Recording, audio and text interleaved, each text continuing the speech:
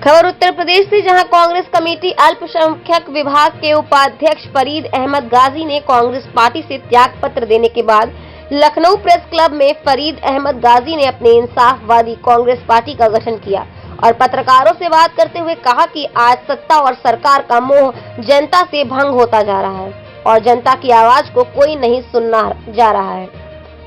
लोकतंत्र और संविधान कमजोर हो रहे हैं, उसको बचाने के लिए हमने पार्टी का गठन किया है और हम जनता के मुद्दों को उठाएंगे। इंसाफवादी कांग्रेस पार्टी मजलूम, अति पिछड़ा, आदिवासियों के अधिकारों की लड़ाई लड़ेगी और उनकी आवाज उठाने का काम करेगी।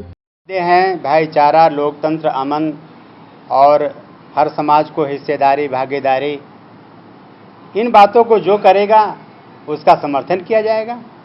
सर, एक हिस्सेदारी होगी। हाँ, आप लगातार कांग्रेस पार्टी में जुड़े हैं, लंबा अर्सा आपने काम किया, क्या कारण रहे कि आप आज कांग्रेस पार्टी को छोड़कर अपनी पार्टी बना डाली? देखिए, कांग्रेस पार्टी एक राष्ट्रीय पार्टी है, बड़ी पार्टी है, इसमें कोई शक नहीं है। देश को आज़ाद कराने के लिए कांग्रेस के लोगों ने बड़ी कुर्बानियां दी, लेकिन आज क्या हालात है? आज हालात ये हैं कि ज़मीन से जुड़े हुए सरकार और मुद्दों को, समस्याओं को, जो क्षेत्र में उत्पीड़न हो रहा है, उस उत्पीड़न के ऊपर बोलने के लिए कोई राजी नहीं है। स्वास्थ्य, सुरक्षा और शिक्षा, तीन मुख्य चीज़ें हैं। स्वास्थ्य का क्या हाल है? गांव में सरकारी अस्पताल सरकार ने बनवाए, गांव-गांव में उपकेंद्र बनवाए, इसमें कोई दो राय नहीं। लेकिन आज क्या वजह है कि वही लोग सब कुछ देख रहे हैं अपनी नज़रों के सामने। सरकारी अस्पताल के भवन टूट रहे हैं, वीरान हो रहे हैं, खंडहर बन रहे हैं, जंगली घास जमे हुए हैं, जंगली मवेशी, आवारा लोग वहाँ बसते हैं। गांव में जाके देखिए, टूट रहे हैं, वहाँ पर लोग बैठ के, वीरान है तो वीरान जगह पे जो भी वीरानियत और बेहूदगी होती है वहाँ हो रहा है। जनहित के जो मुद्दे कांग्रेस पार्टी नहीं उठा पाती, नहीं उठाती और न उठाने वालों की तरजीह दी जाती है। इससे पहले मैंने सरकारी अस्पताल सुधार आंदोलन चलाया, 100 दिन पदयात्रा किया। मैंने कहा कांग्रेस पार्टी से कि इन्हें मैनिफेस्टो में दाखिल कीजिए, लेकिन कोई सुनने वाला नहीं है। सुनना यह है कि जो ऊपर से फरमान आते हैं उनका इम्प्लीमेंटेशन हो, लेकिन नीचे से जो समस्याएं आ रही हैं उनको ले जाने वाला कोई नहीं है और उनको सुनने वाला भी कोई नहीं है। यहाँ की आवाज़ वहाँ तक जाती, हम सरकार तक कैसे लड़ेंगे? सामाजिक न्याय और सत्ता में हिस्सेदारी, दो चीज़ें हैं। इंसाफ नहीं मिलता और सत्ता में हिस्सेदारी भी नहीं मिलती। बड़े बड़े लोगों को जो कहे जाते थे कि बड़े लोग हैं, बड़े सियासतदान हैं, उनकी औकात को किस तरीके से नापा गया। वजह क्या है कि जिस समाज की अपनी क़यादत नहीं होती, जिस समाज की अपनी सियासी लीडरशिप नहीं होती, उस समाज के हितों की सुरक्षा नहीं होती। No judgement without leadership.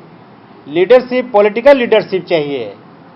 मजहबी लीडरशिप अलग बात है, लेकिन पॉलिटिकल लीडरशिप होनी चाहिए।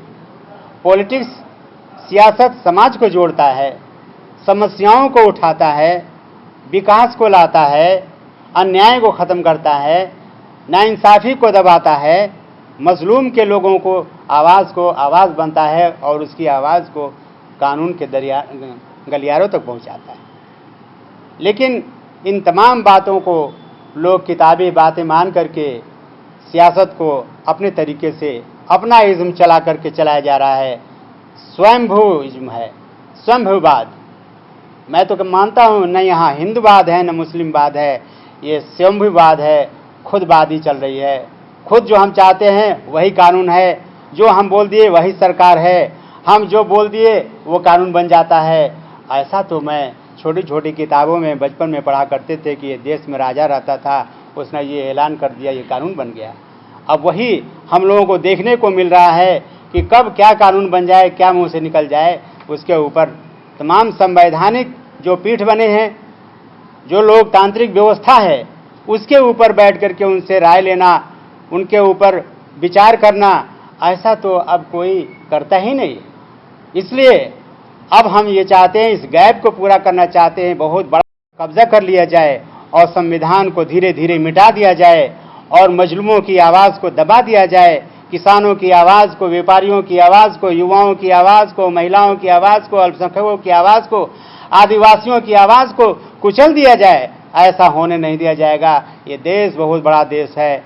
यहाँ ऐसे ऐसे नेता पैदा हुए, जब हिंदुस्तान में नहीं पूरे एशिया में जब सियासत नहीं एक तानाशाही की डंका बजता था, फिरंगियों की हुकूमत चला करती थी, उनका सूरज गुरूब नहीं होता था, ऐसे में जब हिंदुस्तान के बड़े बड़े पैदा हुए, सत्ता को बदल दिया। ये क्या है? बदलेगा, इंसाफ आएगा, समाज बनेगा, एक नया भारत बनेगा, खुशहाली का, अमन का, भाईचारे का और सबको मसावात और हिस्सेदारी का।